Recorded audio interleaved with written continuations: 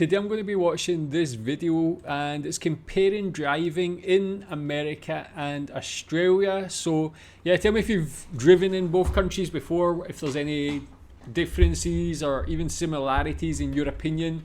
Interested to know. Two big vast countries. I'm going to guess there's similarities, but interested also to see the differences as well. Let's check out. G'day guys, welcome back to the channel. My name's Caitlin and I'm an American living in beautiful Sydney, Australia. I wasn't sure if I was going to make this video because I am probably not the best person to make this video. The funny thing is I married an Aussie truckie and I am an American who has a paralyzing fear of driving. Yeah, that's right, I'm absolutely terrified to drive. Doesn't matter where you put me behind the wheel of a car and I get scared. But there are so many differences to driving over in the States compared to here in Australia, and since I've lived here for over 2 years, even though I'm not a driver myself, I do think I'm pretty qualified to talk about some of these differences. So grab a bicky, grab a cuppa, and let's get right into this video.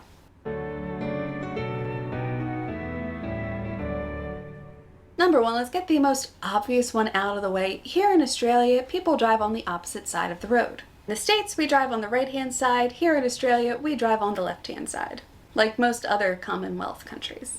So naturally, as part of this, the steering wheel is on the other side of the car. And if you're an American who's moved over here, let me know in the comments down below, how many times did you end up accidentally getting into the driver's seat instead of the passenger seat because you were not used to the steering wheel being on the other side of the car?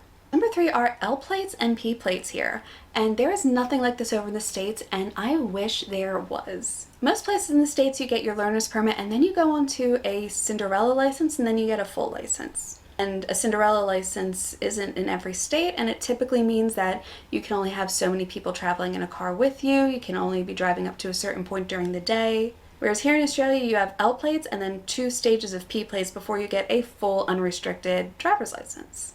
And on top of that, these are plates that are actually required to be put on the outside of your car. So everybody around you knows that if you're a learner, they need to give you a little bit more space. You are legally required to go slower than other people. If you have a red P plate, you are, again, legally required to only go a certain speed. You can't always go with the speed of traffic.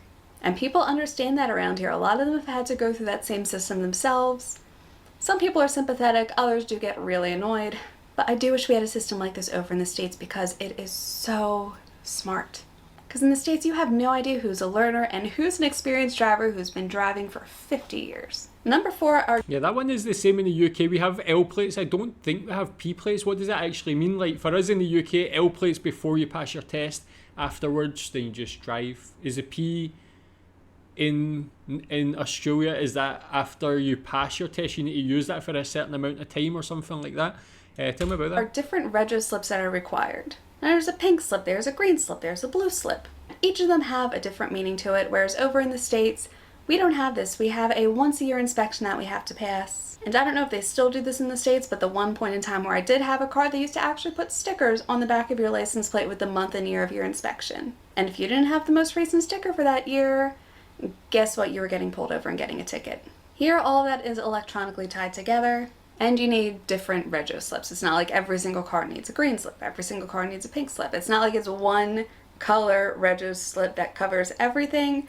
There's different ones. Number 5 are electronic driver's licenses, and again, I think this is something that is absolutely genius that Australia does because it is so convenient to have your driver's license tied to an app on your phone instead of constantly having to have your physical license on you. Because if you're one of those people who routinely forgets your wallet but always remembers to bring your cell phone because you're so used to tap and pay, you have your license on your phone. You don't have to worry about making sure you have your physical license on you in case something happens and you get pulled over. Most places in the States, electronic licenses aren't a thing. And I'm saying most places just to give a little bit of grace. I've never heard of electronic licenses being a thing over in the States, but it's monitored by state, so there are 50 of them. There might be some place where there's an electronic license. In Pennsylvania, there absolutely was not, but it is genius that Australia does this. Number 6. I've actually never heard of that before, honestly. I've been to Australia, but that was like 6 years ago. Even when I was driving there, when I rented a car, no one asked for that or never told me about it. So that's actually news to me. In the UK, definitely don't have that to my knowledge as well. Is it a recent thing in Australia? How does that work? Is it just literally an app with like a photocopy or photostat of the license on your phone? Does it have any other uses that you can use it for? 6 are these small utes. There is nothing like this over in the States. Over in the States, we're used to pickup trucks. Big, massive, giant pickup trucks. And I swear the further south you go, the bigger the pickup trucks get. Whereas here in Australia, yeah, we're getting slightly bigger utes going on, but there are also these smaller utes, like little Holden utes. And utes with trays on them instead of having like a full-blown ute with like 5 seats. They're just different sized utes over here. Whereas over in the States, you have big, bigger, and massive. Number 7 is that there are a lot more motorbikes on the road over here in Australia than you'll typically see over in the States. And while you might see a lot of motorcycles over in the States when summer comes and people pull them out and start riding around a lot more often, here in Australia it's actually quite common for people to use motorbikes as a means of transportation or a means of commuting back and forth to work. Posties here on motorbikes. You will see posties on motorbikes everywhere around Australia. They're economical, filtering is legal here, helmets are a requirement here if you want to ride a motorbike.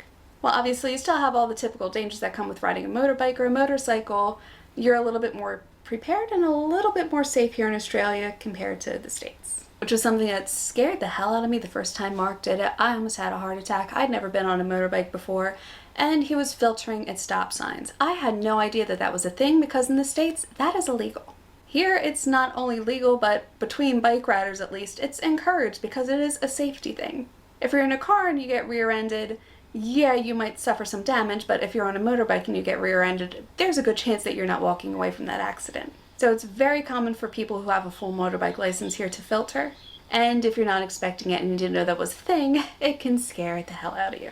Next are mandatory motorbike helmets. Also mandatory bike helmets if you're just riding a regular bike or a push bike. Those are required by law here. Every state and territory requires you to wear a helmet. Over in the States, that's not really a thing if you're riding a motorcycle that a helmet is a legal requirement.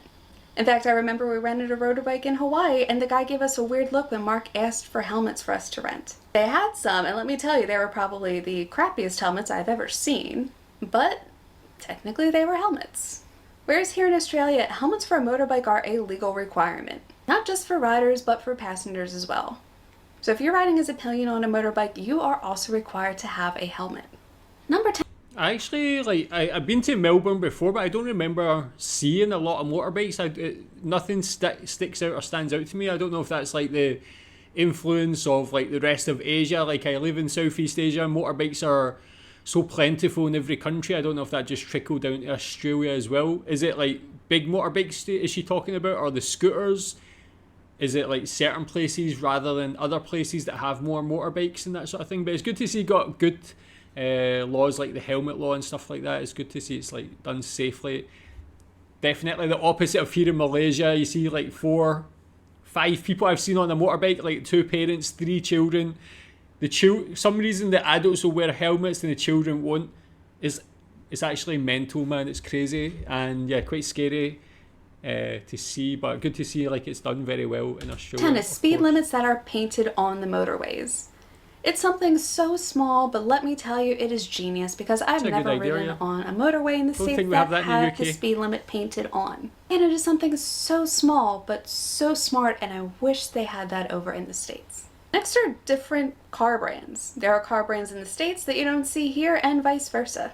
I've never seen a Holden over in the States, but at the same token, I've never seen a Chevy here in Australia. So coming over here, there were a few new types of cars that I just had to get used to seeing.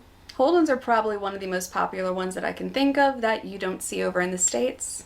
But yeah, expect to see some new car brands when you are out and about in Australia. Next up are... Who are the popular car brands in Australia at the moment? Is it like the Korean car brands, which seem to be popular in a lot of places, but I just thought like because of the proximity or the similar continent that maybe they'll be popular there as well. Yeah, what are the popular car brands in Australia? Seeing roundabouts, even in big parts of the cities here. Where I grew up in the States, roundabouts were not a thing, and they do tend to be a thing more in like the rural areas of the States, or in the more rural states.